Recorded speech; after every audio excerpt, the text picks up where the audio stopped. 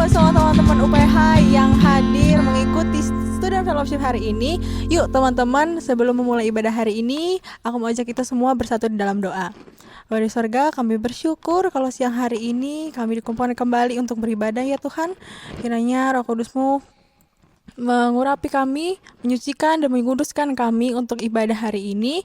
Biarlah Engkau yang memberkati ibadah hari ini Tuhan, baik dari awal, pertengahan, hingga akhir. Terpujilah nama-Mu ya Bapa, dari kala sampai kala hanya dalam nama Tuhan Yesus kami telah berdoa, haleluya, amin. Teman-teman, aku percaya setiap kalian yang hadir hari ini di Student Fellowship merasakan kasih karunia Tuhan, merasakan lawatan Tuhan, walaupun di tengah persoalan hidup, di tengah badai hidup, tapi kita punya kuasa yang besar, kuasa dari Allah kita yang begitu hebatnya sehingga kita bisa ada sampai hari ini. Ku diberi kuasa dari Raja Mulia.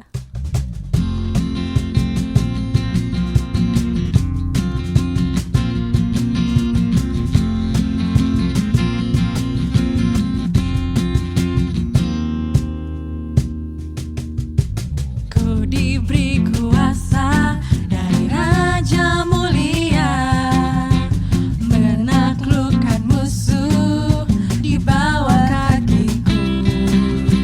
Ku pakai kuasa dari Raja Mulia. Bila Allah ada bersamaku, siapa jadi lawanku?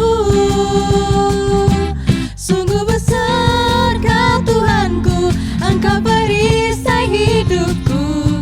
Ku berdiri dengan iman, iman dalam Yesus Tuhan. Kau yang memberi kemenangan, ku bersorak merayakan. Terpujilah Engkau Raja segala raja.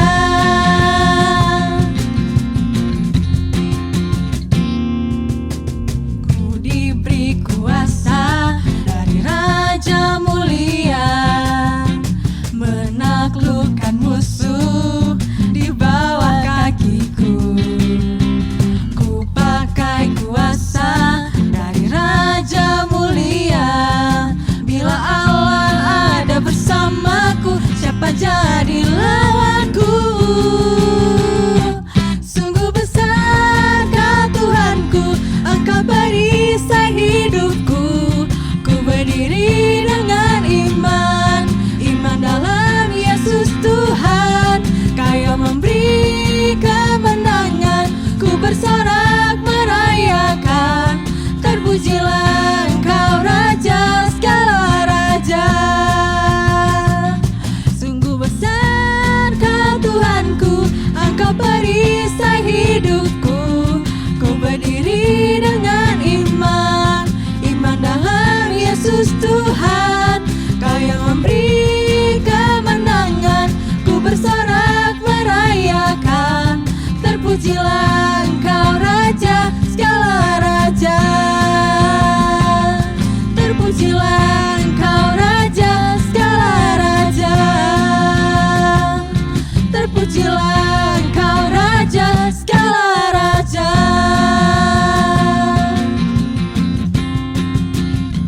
Haleluya, terpujilah Engkau Raja segala raja. Teman-teman, kita bersyukur sudah memuji nama Tuhan hari ini. Yuk teman-teman, kita mau siapin hati kita menerima berkat Tuhan hari ini. Biarlah firman Tuhan hari ini bisa menjadi kekuatan dalam hidup kita. Walaupun hidup ini sulit, tapi Tuhan yang adalah perisai kita. Dia selalu menolong. Hanya padamu lah Tuhan tempat kami berlindung. Engkau batu karang kami yang teguh Tuhan. Haleluya.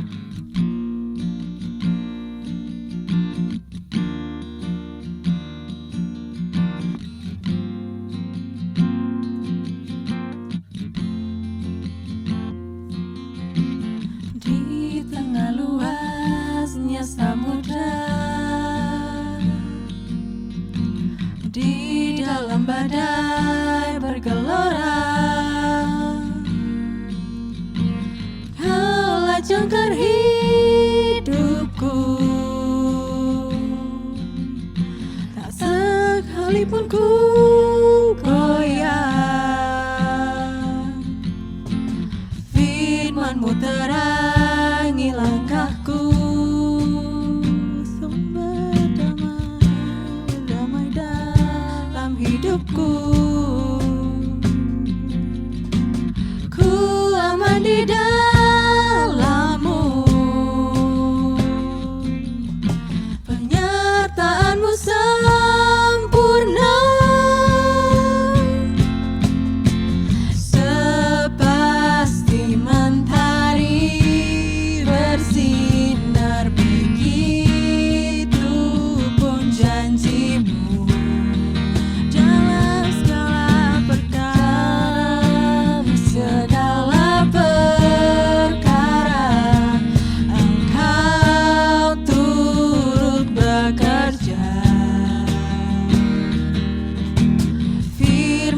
terangi langkahku, sumber damai dalam hidupku. Ku aman di dalam-Mu, penyertaan-Mu Tuhan, penyertaan-Mu sempurna, sepasti mentari bersinar, begitu pun janji-Mu. Dalam segala perkara Engkau turut bekerja, sepasti mentari bersinar, begitu pun janji-Mu. Dalam segala perkara Engkau turut bekerja, Kau turut bekerja Tuhan. Perisai pelindungku, batu karang yang teguh, benteng pengharapanku. Kaulah Tuhan, Kaulah Raja, perisai pelindungku, batu karang yang teguh, benteng pengharapanku. Kaulah Tuhan, Kaulah Raja, sepasti mentari bersinar, begitu pun janji-Mu. Dalam segala perkara Engkau turut bekerja, sepasti mentari bersinar, begitu pun janji-Mu. Dalam segala perkara Engkau turut bekerja.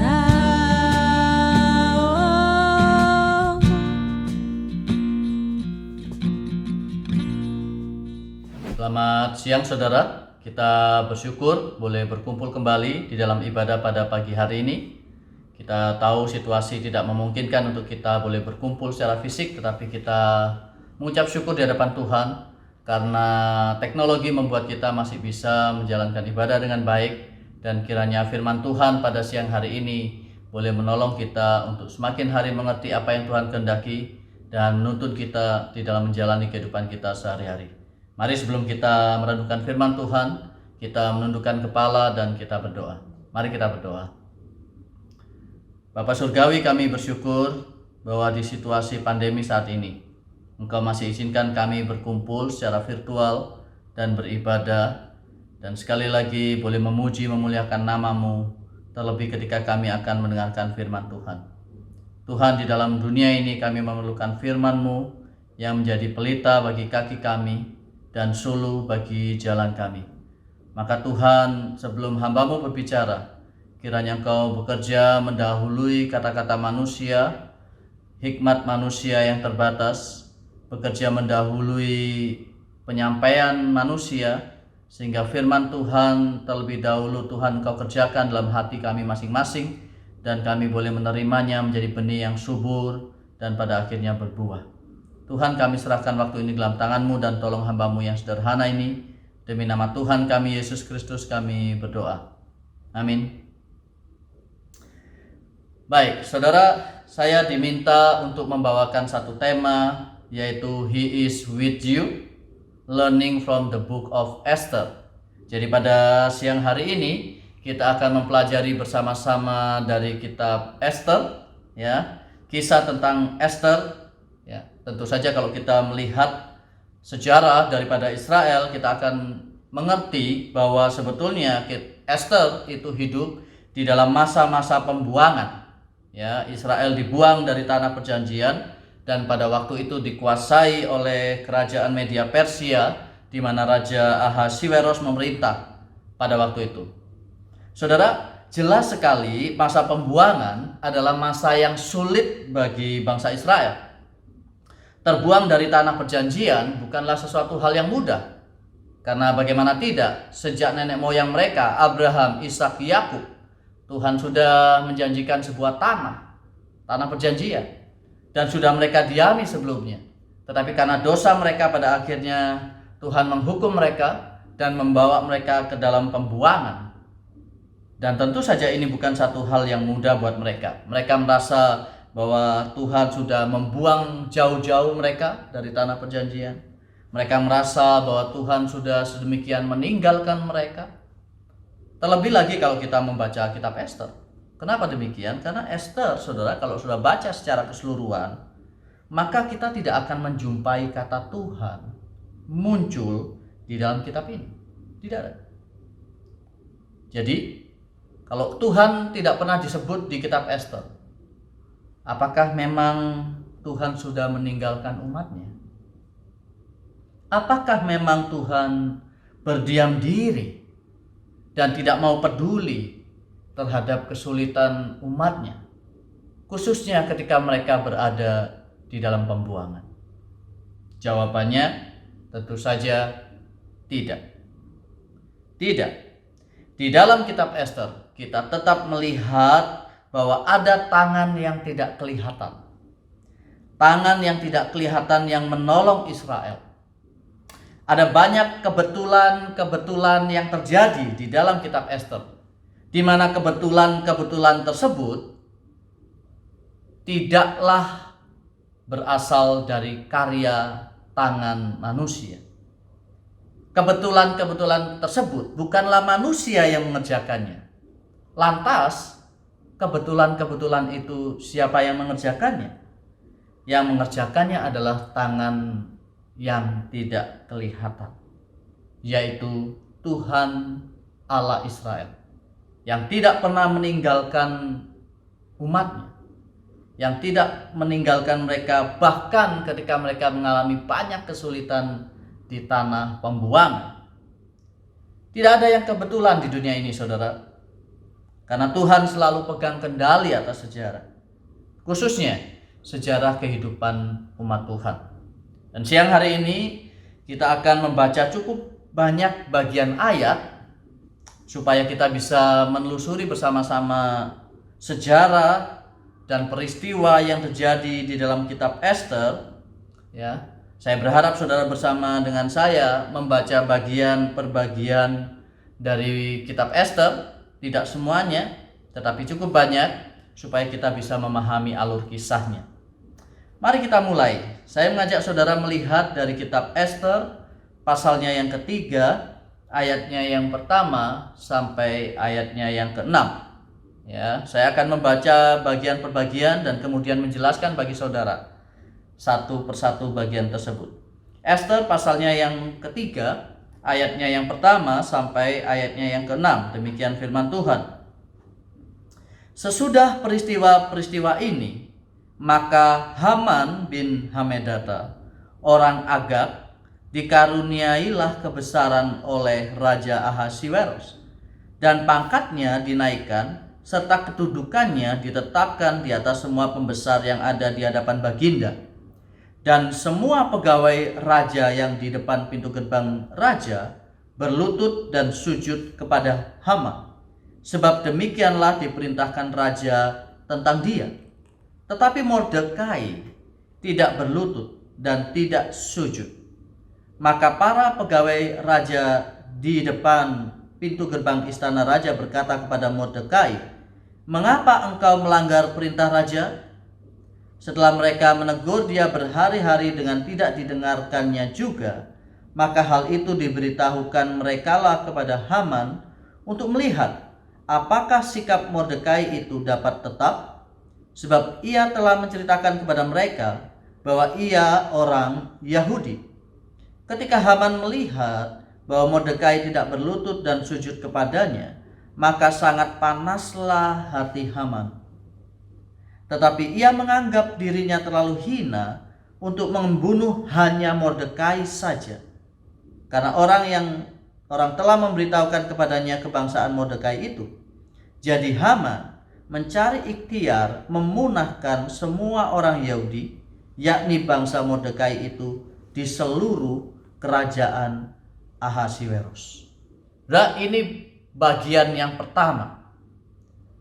Mulailah pergumulan terjadi di dalam diri bangsa Israel, orang Yahudi, ketika mereka ada dalam pembuangan zaman kerajaan Media Persia di dalam pemerintahan Raja Ahasiweros. Semuanya bermula dari seorang yang bernama Haman bin Hamedata, seorang pejabat tinggi istana yang kemudian dianugerahi kebesaran oleh Raja Ahasiweros. Masalah itu kemudian muncul oleh karena apa? Oleh karena dia marah karena Mordekai tidak sujud kepadanya. Mengapa Mordekai tidak sujud kepadanya? Jelas, karena Mordekai adalah orang Yahudi. Orang Yahudi di dalam hukum Tauratnya jelas melarang bahwa setiap orang bersujud selain kepada Allah. Ya, jangan membuat bagimu patung menyerupai apapun. Jangan menyembah siapapun dan apapun dan sujud menyembah dia kecuali kepada Allah.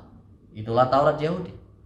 Maka Mordekai di dalam ketaatannya pada hukum Tuhan, pada akhirnya jatuh kepada pergumulan yang berat oleh karena dia tidak bersedia untuk sujud kepada Haman. Maka hati Haman itu dikatakan menjadi panas dan marah, dan begitu marahnya dia menganggap terlalu kecil bagi saya untuk membunuh Mordekai. Ya, terlalu sepele itu untuk saya. Maka dia berikhtiar untuk membunuh bukan hanya Mordekai, tapi seluruh kaum bangsanya, yaitu orang Yahudi. Nah, celakanya saudara, Haman itu berhasil meyakinkan raja dengan siasat liciknya untuk memunahkan orang Yahudi. Dengan siasat liciknya dia berhasil mempengaruhi Raja Ahasiweros. Dan Raja Ahasiweros itu kemudian menyetujui niatnya untuk menghapuskan satu kaum bangsa di kerajaannya. Mari kita lihat kelanjutan kisahnya. Pasal 3 ayat 8 sampai ayatnya yang ke-11, ya. Pasal 3 ayat 8 sampai 11 saya bacakan. Maka sembah Haman kepada Raja Ahasiweros. Ada suatu bangsa yang hidup tercerai-berai dan terasing di antara bangsa-bangsa di dalam seluruh daerah kerajaan Tuanku, dan hukum mereka berlainan dengan hukum segala bangsa. Ya. Dan hukum raja tidak dilakukan mereka, sehingga tidak patut bagi raja membiarkan mereka leluasa. Jikalau baik pada pemandangan raja, hendaklah dikeluarkan surat titah untuk membinasakan mereka, maka hamba akan menimbang perak 10.000 talenta dan menyerahkannya kepada tangan para pejabat yang bersangkutan, supaya mereka memasukkannya ke dalam perbendaharaan raja. Maka raja mencabut cincin meterainya dari jarinya, lalu diserahkannya kepada Haman bin Hamedata, orang Agag, seteru orang Yahudi itu. Kemudian titah raja kepada Haman, perak itu terserah kepadamu, juga bangsa itu, untuk kau perlakukan seperti yang kau pandang baik. Jadi Haman berhasil. Dengan siasat liciknya, dia sudah berhasil meyakinkan raja untuk menjalankan niat pribadi Haman, memunahkan seluruh bangsa Yahudi dari kerajaan Media Persia pada waktu itu. Nah, maka ketika Mordekai mendengar hal ini dan seluruh orang Israel mendengar akan hal ini, maka berkabunglah mereka dan berpuasa dan menyampaikan berita ini kepada Esther yang menjadi ratu pada waktu itu. Itulah yang kita bisa baca dari pasalnya yang keempat Ya, mulai ayatnya yang pertama sampai ketiga, kemudian ayatnya yang ke-15 sampai ayatnya yang ke-17. Saya akan bacakan, ya. Ester pasalnya yang keempat ayat 1 sampai 3 terlebih dahulu. Setelah Mordekai mengetahui segala yang terjadi itu, ia mengoyakkan pakaiannya, lalu memakai kain kabung dan abu, kemudian keluar berjalan di tengah-tengah kota sambil melolong-lolong dengan nyaring dan pedih. Dengan demikian datanglah ia sampai ke depan pintu gerbang istana raja, karena seorang pun tidak boleh masuk pintu gerbang istana raja dengan berpakaian kain kabung. Di tiap-tiap daerah kemana titah dan undang-undang raja telah sampai, ada perkabungan yang besar di antara orang Yahudi, disertai puasa dan ratap tangis. Oleh banyak orang dibentangkan kain kabung dengan abu sebagai lapik tidurnya. Saya lanjutkan mulai ayatnya yang ke-15 sampai ayatnya yang ke-17. Maka Ester menyuruh menyampaikan jawab ini kepada Mordekai. Setelah Ester mendapatkan berita itu dari Mordekai, maka ini jawaban Ester buat Mordekai. Pergilah, kumpulkanlah semua orang Yahudi yang terdapat di Susan, dan berpuasalah untuk aku. Janganlah makan dan janganlah minum 3 hari lamanya, baik makan malam, baik waktu siang. Aku serta dayang-dayangku pun akan berpuasa demikian, dan kemudian aku akan masuk menghadap raja. Sungguh pun berlawanan dengan undang-undang. Kalau terpaksa aku mati, biarlah aku mati. Maka pergilah Mordekai dan diperbuatnyalah tepat seperti yang dipesankan Ester kepadanya. Maka inilah yang Ester lakukan, saudara. Ya, bahwa sekalipun tidak sesuai dengan undang-undang, dan sekalipun pada akhirnya dia harus membayar apa yang dia lakukan itu dengan nyawanya, Ester pada akhirnya berikhtiar untuk menjumpai raja. Saudara, pada waktu itu seseorang bisa menjumpai raja apabila dia dipanggil oleh raja. Dia tidak bisa datang sendiri dengan kemauannya sendiri.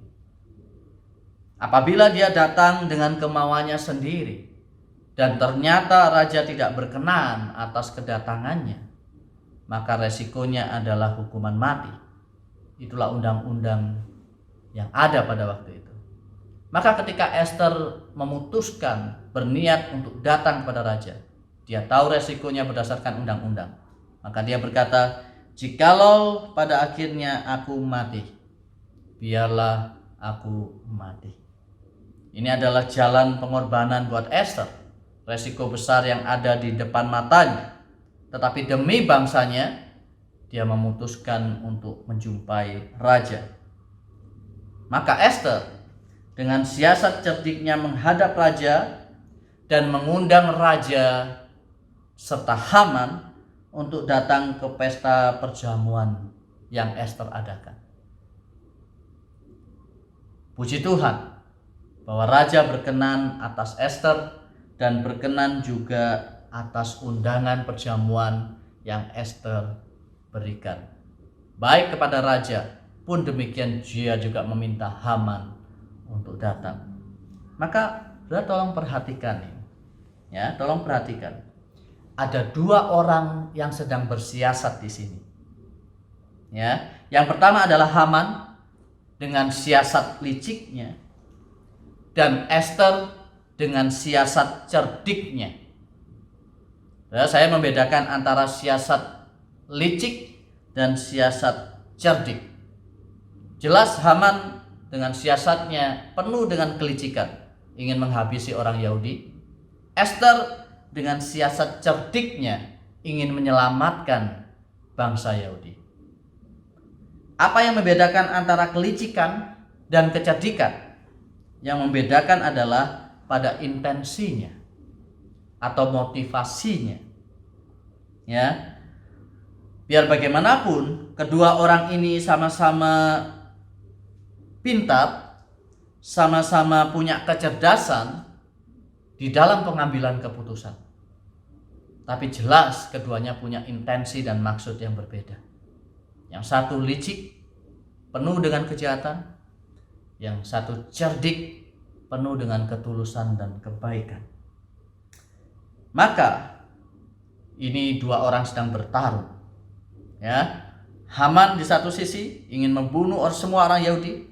Ester di satu sisi ingin menyelamatkan bangsa Yahudi. Kedua-duanya punya siasat, kedua-duanya punya kecerdasan dan kepintaran. Satu dengan kelicikan karena kejahatan motivasinya, satu dengan kecerdikan dan ketulusan. Tetapi di antara dua orang ini, di antara dua kisah ini, yang dua-duanya bertemu dengan Ahasveros, perhatikan, ada satu kisah yang tepat persis ada di tengahnya, yaitu bahwa orang Israel, orang Yahudi, dan Mordekai semuanya berpuasa, berkabung, datang kepada Tuhan, menyerahkan semua pergumulan, penderitaan yang mungkin saja mereka akan jumpai kepada Tuhan.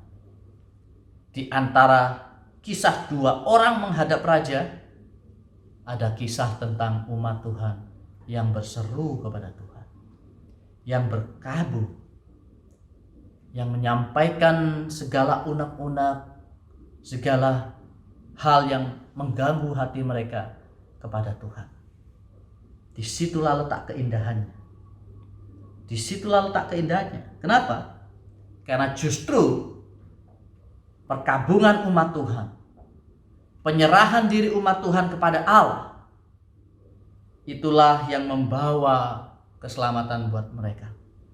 Maka tangan Tuhan yang tidak kelihatan itu bertindak melalui hal-hal yang dalam tanda kutip seolah-olah kebetulan. Seolah-olah kebetulan. Dan terlalu banyak kebetulan demi kebetulan terjadi. Tetapi kita tahu persis bahwa tidak ada yang namanya kebetulan. Ini semua adalah karya dari tangan yang tidak kelihatan. Tuhan Allah Israel yang mengontrol sejarah hidup umat yang dikasihinya. Coba saja perhatikan saudara. Tahu-tahu saudara, raja itu mendadak tidak bisa tidur. Kebetulan raja nggak bisa tidur.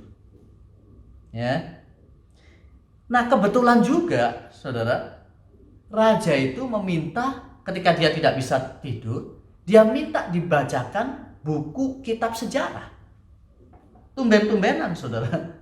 Ya, raja nggak bisa tidur, bukannya melakukan hal yang lain atau apa kek? Dari sekian banyak hal yang dia bisa lakukan, dari sekian banyak hal yang dia bisa baca, kok ya bisa-bisanya kebetulan dia minta yang dibaca adalah kitab sejarah. Coba perhatikan, ya. Saya ajak saudara melihat Ester pasalnya yang ke-6, ya, ayatnya yang pertama, ya. Kita baca sekaligus ayat 1 sampai ayatnya yang ke-12. Oke. Saudara, setelah itu saya akan menjelaskan kepada saudara, memperlihatkan kepada saudara betapa banyak kebetulan yang pasti itu bukan kebetulan. Ya. Ester pasalnya yang ke-6, ayatnya yang pertama sampai ayatnya yang ke-12. Ya, demikian firman Tuhan. Pada malam itu juga raja tidak dapat tidur. Maka bertitahlah baginda membawa kitab pencatatan sejarah lalu dibacakan di hadapan raja. Ini tumben-tumbenan, ya. Tumben-tumbenan. Kok kebetulan dia nggak bisa tidur? Kok kebetulan juga dia minta baca buku pencatatan sejarah. Lanjut ayat yang kedua. Dan di situ didapati suatu catatan tentang Mordekai yang pernah memberitahukan bahwa Bigtan dan Teres, dua orang sida-sida raja yang termasuk golongan penjaga pintu, telah berikhtiar membunuh Raja Ahasveros. Dan kitab sejarah kerajaan kan panjang, berlembar-lembar. Ceritanya pun banyak, dari tahun ke tahun, dari masa ke masa. Loh, kok kebetulan yang dibaca itu adalah kisah Mordekai? Dari sekian banyak kisah sejarah yang lain, di dalam kerajaan Media Persia. Loh kok iya kebetulan yang dibaca itu tentang Mordekai. Dan di situ dicatat Mordekai menjadi pahlawan menyelamatkan Raja Ahasveros dari orang yang berusaha membunuh dia. Kebetulan sekali, ya kan? Bukan hanya sampai di situ, saya lanjutkan. Maka bertanyalah raja, ayat 3. Kehormatan dan kebesaran apakah yang dianugerahkan kepada Mordekai oleh sebab perkara itu? Jawab para biduanda, raja yang bertugas pada baginda, kepadanya tidak dianugerahkan suatu apapun. Jadi belum ada anugerah apapun. Ayat 4. Maka bertanyalah raja, siapakah itu yang ada di pelataran?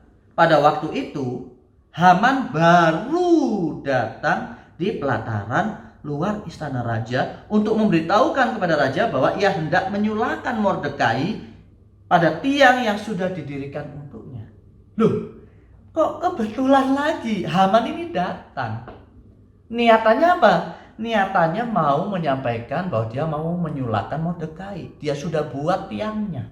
Mordekai mau digantung sama Haman. Dan ini dia mau laporan gitu kira-kira kepada raja. Kok pas kebetulan. Dan pas kebetulan raja sedang membaca kisah tentang Mordekai yang menyelamatkan dia. Dan saudara, apa yang terjadi? Kebetulan kan? Ini bukan kebetulan. Ya. Lanjut. Ayat 5. Lalu jawab biduanda raja kepada baginda, itu Haman yang berdiri di pelataran, maka titah raja suruhlah dia masuk. Setelah Haman masuk, bertanyalah raja kepadanya, apakah yang harus dilakukan kepada orang yang raja berkenan menghormatinya? Raja tanya sama Haman, jadi apa yang aku harus lakukan kepada orang yang aku berkenan menghormatinya? Sudah tahu jawabannya Haman? Ya, ini yang Haman katakan. Kata Haman dalam hatinya, kepada siapa lagi raja menganugerahkan kehormatan lebih daripadaku? Pasti akulah yang mau dikasih kehormatan itu. Pikirnya Haman begitu, saudara. Ya. Ini namanya GR, ya. GR, gede rumongso, terlalu kepedean. Dia pikir raja mau memberikan penghormatan buat Haman. Dia tidak tahu sebetulnya apa yang ada di balik itu.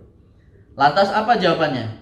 Ya, oleh karena itu jawab Haman kepada raja mengenai orang yang raja berkenan menghormatinya, hendaklah diambil pakaian kerajaan yang biasa dipakai oleh raja sendiri dan diberi mahkota kerajaan di kepalanya, dan hendaklah diserahkan pakaian dan kuda itu ke tangan seseorang dari antara para pembesar raja, orang-orang bangsawan, lalu hendaklah pakaian itu dikenakan kepada orang yang raja berkenan menghormatinya. Kemudian hendaklah ia diarak mengendarai kuda itu melalui lapangan kota, sedang orang berseru-seru di depannya. Beginilah dilakukannya kepada orang yang raja berkenan menghormatinya.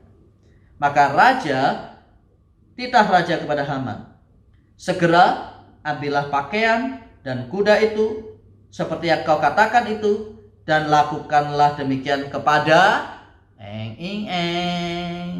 kepada Mordekai, orang Yahudi yang duduk di pintu gerbang istana. Sepatah kata pun janganlah kau lalaikan itu daripada segala yang kau katakan itu. Lalu Haman mengambil pakaian dan kuda itu, dan dikenakannya pakaian itu kepada Mordekai. Kemudian diaraknya Mordekai melalui lapangan kota itu, sedang ia menyerukan di depannya, beginilah dilakukan kepada orang yang raja berkenan menghormatinya. Kemudian kembalilah Mordekai ke pintu gerbang istana raja, tetapi Haman bergesa-gesa pulang ke rumahnya dengan sedih hatinya dan berselubung kepalanya. Banyak sekali kebetulan. Kebetulan raja nggak bisa tidur. Kebetulan dia baca kitab sejarah. Kebetulan ceritanya persis dengan Mordekai. Kebetulan Haman datang. Kebetulan Haman merasa dirinya yang akan mendapatkan penghargaan dan meminta sesuatu hal yang besar pada raja. Ternyata itu kebetulan, ternyata ditujukan pada Mordekai yang justru Haman mau singkirkan. Terlalu banyak kebetulan demi kebetulan demi kebetulan demi kebetulan. Apakah itu kebetulan? Tidak. Saudara, pada akhirnya saudara akan tahu tiang yang Haman buat untuk menyulakan Mordekai, tiang itulah yang justru digunakan untuk menyulakan dirinya sendiri. Oleh karena setelah perjamuan yang Esther buat, Esther curhat kepada Ahasveros bahwa bangsanya akan dipunahkan termasuk dirinya dan Mordekai yang raja hormati. Raja marah, tanya siapa orang yang mau melakukannya, dan Haman adalah orang. Maka saudara bisa melihat di sini, sekalipun sepertinya Tuhan itu Alfa dan nama Tuhan tidak ada di kitab ini, tapi jelas tangan perlindungan Tuhan itu berkarya melalui kebetulan-kebetulan yang tidak pernah kebetulan itu. Saudaraku yang dikasihi Tuhan, ada kalanya di dalam masa kehidupan kita merasa Tuhan itu tidak hadir. Kita merasa Tuhan itu tidak ada. Tuhan sepertinya tidak pernah muncul, dan kita sepertinya berjalan sendiri. Seperti gambaran kitab Esther. Tapi kita harus tahu setahu-tahunya. Kita harus paham sepaham-pahamnya. Realitasnya tidak pernah demikian. Tuhan tidak pernah meninggalkan umatnya. Tuhan tidak pernah berhenti mengatur langkah hidup kita, umat yang dikasihi. Tuhan tidak pernah lalai menepati janjinya dan menjaga kita. Sekalipun manusia boleh merasa seolah-olah Tuhan tidak hadir. Ini persis dengan satu ilustrasi lama yang saya kira sampai hari ini masih relevan. Ya, ilustrasi tentang jejak kaki, footprints. Apakah sudah pernah mendengar ilustrasi ini? Sudah satu kali seseorang itu berjalan di dalam kehidupannya. Dia berjalan bersama dengan Tuhan di dalam kehidupannya. Nah, satu masa dalam kehidupannya dia menengok ke belakang. Dia flashback, dia melihat ke belakang. Dia jumpai hal yang menarik. Kenapa? Ada masa di mana dia begitu sejahtera, begitu senang, begitu diberkati. Dia dapati ada jejak kakinya dan ada jejak kaki Tuhan. Ada dua jejak kaki di sana. Tapi dia terheran-heran ketika mendapati apa? Mendapati ketika justru dalam masa pergumulan hidupnya, kesulitan yang besar dalam kehidupannya, justru dia dapati di situ hanya ada satu jejak kaki. Padahal tadinya dua. Maka dia berkata kepada Tuhan, Tuhan, di mana Engkau? Ketika masa-masa yang sulit dalam kehidupan, ketika pergumulan begitu berat menekan kehidupanku, sama seperti orang Yahudi pada waktu itu di zaman kerajaan Media Persia. Di manakah Engkau Tuhan? Engkau seolah-olah tidak ada. Hanya ada satu jejak kaki di sana. Kemana Engkau Tuhan?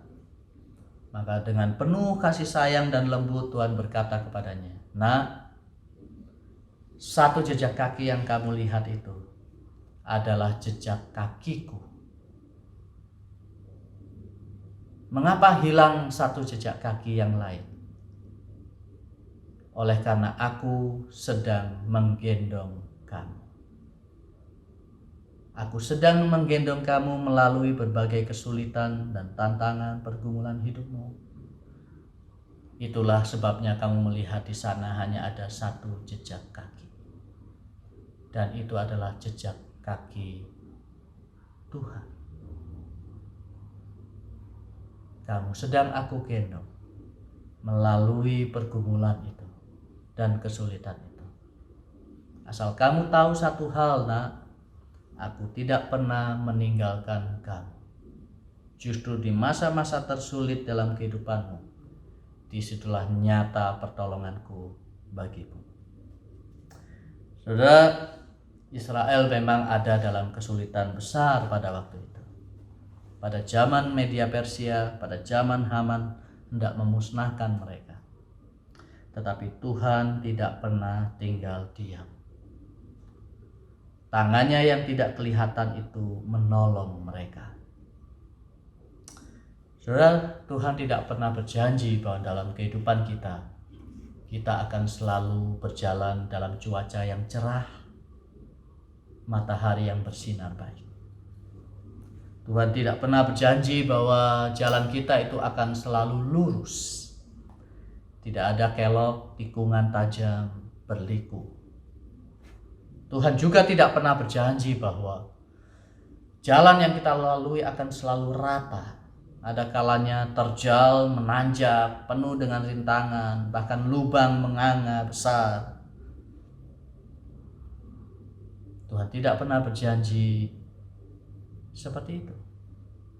Ada kalanya kita jumpai awan mendung, badai, angin menyertai perjalanan kita. Ada kalanya kita mendapati jalan kita begitu berliku dan terjal dan naik turun penuh rintangan. Tidak apa-apa. Kita akan melalui bersama dengan Tuhan yang berjanji bahwa Dia sekali-kali tidak akan membiarkan kita. Dia sekali-kali tidak akan meninggalkan kita. Dialah Tuhan yang Immanuel. Dialah Allah yang beserta dengan kita, yang bahkan merelakan putranya yang tunggal mati bagi dosa kita, yang adalah gembala agung kita, yang bukan hanya melindungi kita dan menjagai kita, tetapi bahkan melindungi dan menjagai kita sekalipun nyawanya adalah taruhannya. Maka puji syukur kepada Allah. Di dalam situasi pandemi saat ini, di dalam kesulitan apapun yang merintangi kehidupan kita harus percaya bahwa Dialah Allah yang Immanuel, yang menyertai kita. Ebenezer, sampai di sini Tuhan sudah menolong kita. Kiranya kita tetap menjadi pribadi-pribadi yang tenang, pribadi-pribadi yang kuat, pribadi-pribadi yang tabah, pribadi-pribadi yang tangguh di dalam situasi kehidupan apapun. Angin, badai, pandemi, apapun. Tidak ada satupun yang bisa menjauhkan kita dari tangan kasih Tuhan. Tuhan memberkati kita. Mari kita menikmati Tuhan di dalam waktu-waktu yang sulit dengan iman yang teguh, tabah, dan kuat menjalani kehidupan ini. Mari kita berdoa. Bapa Surgawi,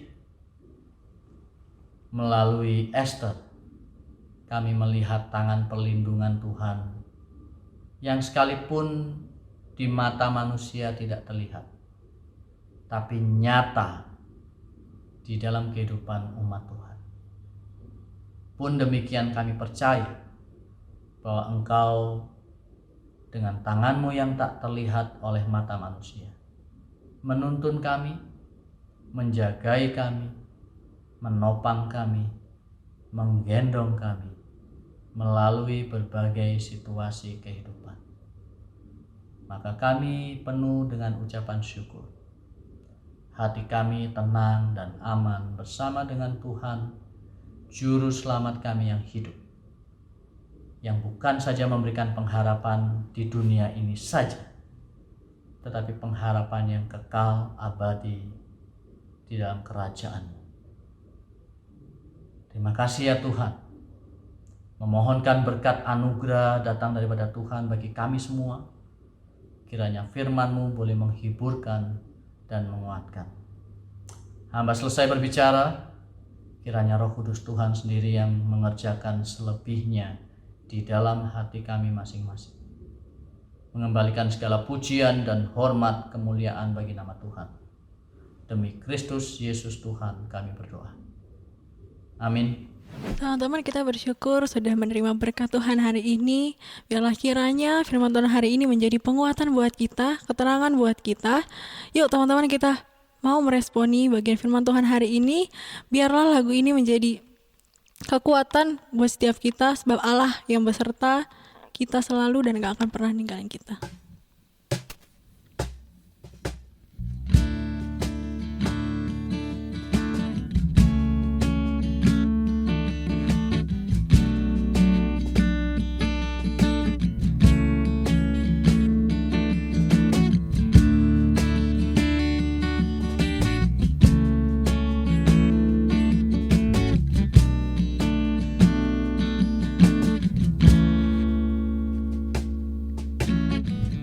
Jalanmu tak terselami oleh setiap hati kami, namun satu hal ku percaya,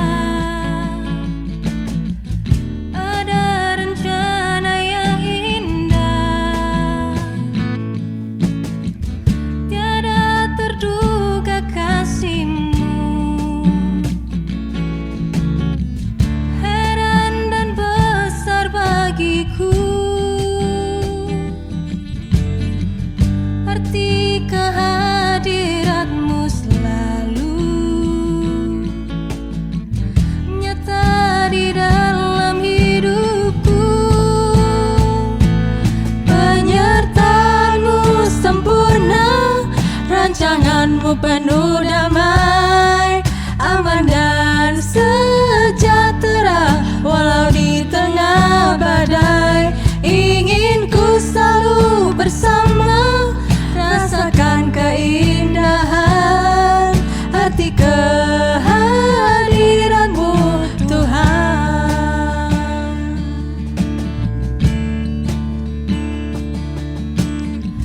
Tiada terduga kasih-Mu, heran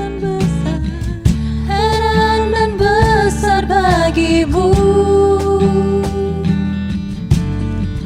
arti kehadiran-Mu selalu nyata di dalam hidupku. Penyertaan-Mu sempurna, rancangan-Mu penuh damai, aman dan sejahtera walau di tengah badai.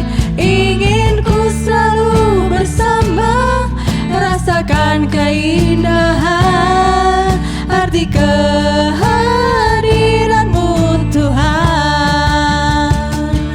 Penyertaan-Mu sempurna, rancangan-Mu penuh damai, aman dan sejahtera walau di tengah badai.